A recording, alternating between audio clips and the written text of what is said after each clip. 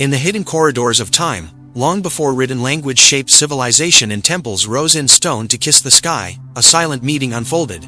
A moment so profound, it would ripple through the ages, echoing in mystic texts and secret societies, in the arcane hearts of seekers and sages. A meeting between two titans of divine intellect, Hermes, the messenger of the gods, and Thoth, the moon-born scribe of ancient Egypt.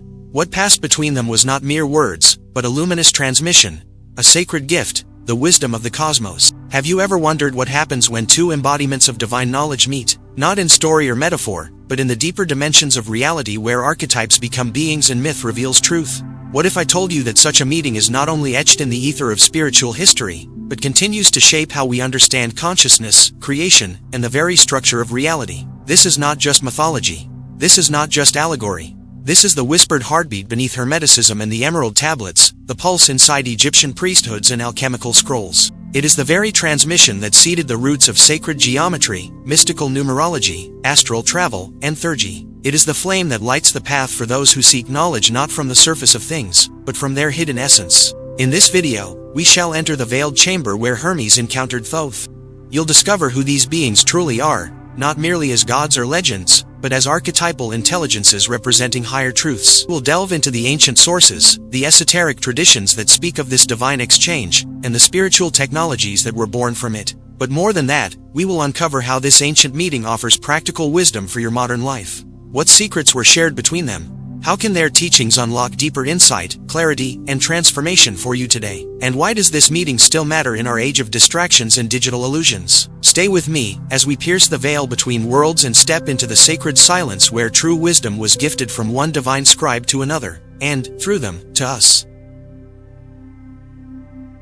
To understand the gravity of the meeting between Hermes and Thoth, we must travel far beyond the realm of modern understanding, into the womb of civilization itself, where myth and history are not separate, but intertwined like serpents spiraling around the caduceus. In this ancient tapestry, both Hermes and Thoth stand as luminous pillars, guardians of divine intelligence and keepers of sacred order. Thoth, the Egyptian god of wisdom, writing, and the moon, was no ordinary deity. He was believed to have authored the Book of Thoth, a legendary manuscript containing the secrets of the cosmos, spells that could bend reality, and the wisdom to speak with the gods. His presence was lunar, cool, reflective, exacting. He governed time, measured the stars, and held dominion over the laws of Ma'at, balance, justice, and truth. Scribes invoked him before they set quill to papyrus. Priests chanted his name as they opened the mouths of mummies, and magicians called upon him when they sought to bend the veil between worlds. Hermes, on the other hand, emerged from the pantheon of ancient Greece as a figure of movement, swift-footed, eloquent, and enigmatic. Known as the messenger of the gods, he traversed realms,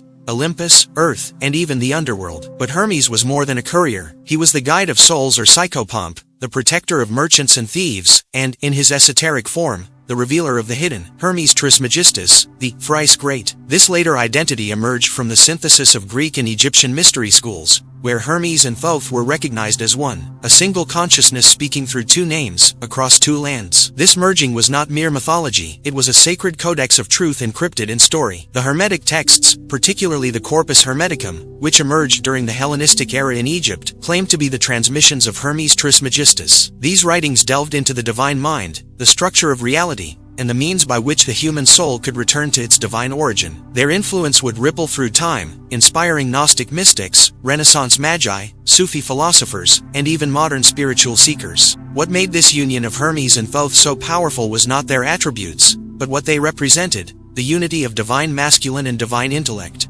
Hermes symbolized action, speech, and the power to manifest. Thoth embodied reflection, measurement, and inner order. Together, they formed a bridge between seen and unseen, chaos and order, ignorance and illumination. They were not merely gods to be worshipped, but forces to be awakened within the self. In esoteric traditions, the story of their meeting symbolizes the moment when divine knowledge becomes transmissible, not just across cultures, but across dimensions of consciousness. This union gave birth to the Hermetic sciences, alchemy, astrology, and theurgy, all of which are not just mystical disciplines, but precise spiritual technologies aimed at the transmutation of the soul. So when we speak of Hermes encountering Thoth, we are speaking of the Great Convergence, the alchemical wedding of reason and intuition, masculine and feminine, movement and stillness. And from that sacred convergence flowed the river of ancient wisdom that still nourishes seekers today. The question is, are you ready to drink from it?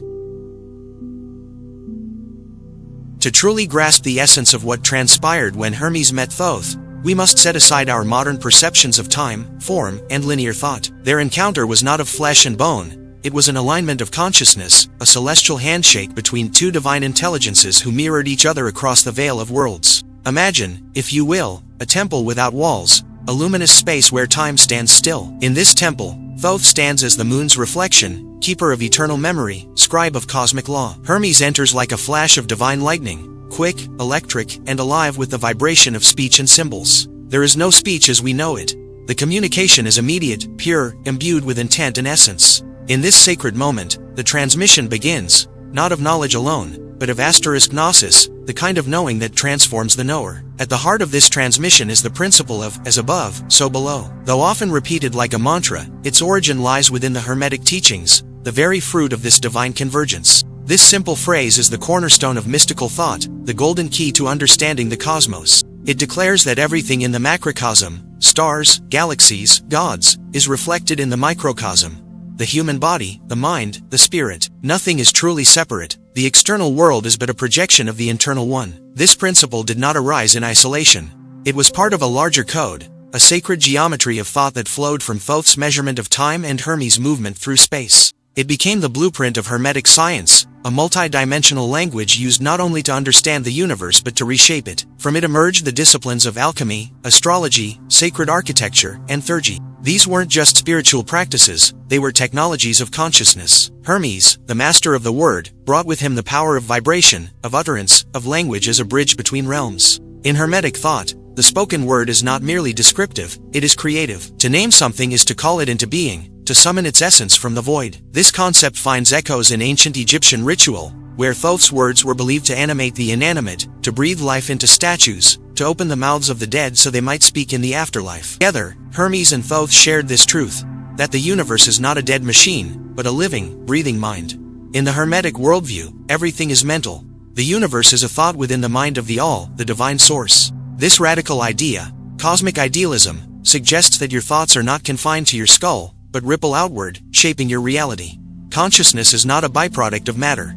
Matter is a byproduct of consciousness. From this perspective, magic is no longer superstition. It becomes the art of alignment, of tuning one's inner vibration to the harmonic structure of the universe. This is what the ancients called theurgy, divine work. The magician does not command the gods, they become a vessel for divine forces to act through. And this is where the practical core begins to emerge. When Hermes encountered Thoth, he received not just the laws of reality, but the methods to interact with rituals, meditations, visualizations, symbols, sacred tones. Tools that could elevate a soul from ignorance to illumination. But such wisdom could not be offered lightly. It had to be hidden in symbols, encoded in glyphs and parables, guarded by initiates, and revealed only to those who were ready, not intellectually, but spiritually. You see, this was never about hoarding knowledge. It was about preserving power, the power to awaken, to create, to ascend. And in our next step, we will open the deeper scrolls of this knowledge, the secret mechanisms of transformation, the subtle laws of energy, and how the teachings of Hermes and Thoth can unlock the divine blueprint within you. To continue our journey into the divine encounter between Hermes and Thoth, we must now turn inward, into the secret architecture of the soul and the subtle machinery of the cosmos. What was truly exchanged between these two luminous beings was not simply information, but a pattern. A living template, a sacred technology designed to awaken latent power within the human spirit. This is where the teachings shift from revelation to transformation. Imagine reality as a vast, multidimensional language.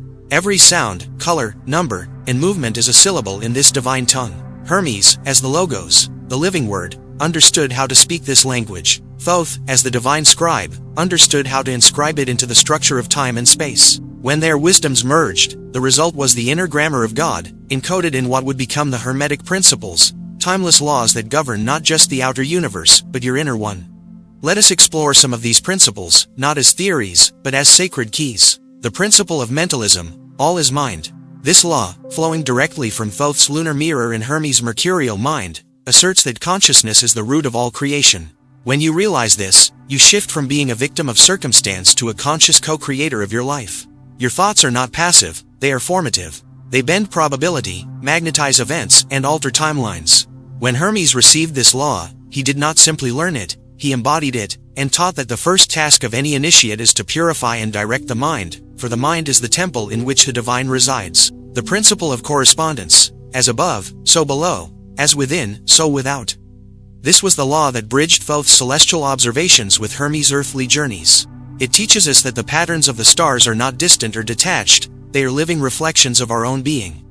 When you look up at the sky, you are gazing into a mirror of your own soul's architecture. Astrological currents are not fated scripts, but invitations, maps for the soul's evolution. To work with them consciously is to step into harmony with the cosmic rhythm. The principle of vibration: nothing rests, everything moves. Here, Hermes delivered the science of sound, of breath, of frequency.